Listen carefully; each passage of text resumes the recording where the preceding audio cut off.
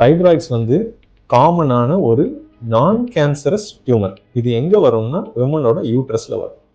யூட்ரஸில் வரதுனால இதனால என்ன நடக்கும் அப்படின்னா ஹெவி ப்ளீடிங் நடக்கும். ஃபைப்ராய்ட்ஸ் பெருசாக இருந்துச்சுன்னா சில நேரம் பெயினும் காஸ் பண்ணும், ஒரு அப்டமினல் ஃபுல்னஸ் அதாவது ப்ளோட்டிங், கீழே வந்து ஒரு ஹெவினஸ் ஃபீலிங் கூட இருக்கலாம்.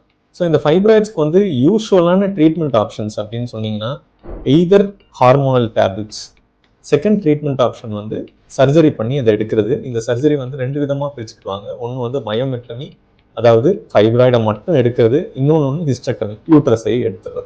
நம்ம என்ன பேச போகிறது அப்படிங்கிறது வந்து யூட்ரைன் ஃபைப்ராய்டு எம்பலைசேஷன். இதில் வந்து யூட்ரஸ்க்கான பிளட் சப்ளை கொடுக்குற ஆர்ட்ரிஸ், அதாவது இந்த ஃபைப்ராய்டுக்கான பிளட் சப்ளை கொடுக்குற ஆர்ட்ரிஸை மட்டும் கம்ப்ளீட்டாக பிளாக் பண்ணிட்டு வந்தா யூட்ரஸ் இறக்காது. ஏன்னா யூட்ரஸ்க்கான பிளட் சப்ளை இன்னும் பல விதமாக வரும்.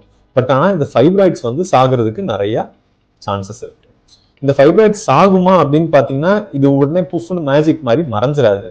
சைஸ் வந்து கம்மியாகிட்டே வரும். இதுதான் யூட்ரைன் ஃபைப்ராய்டு எம்பலைசேஷன்.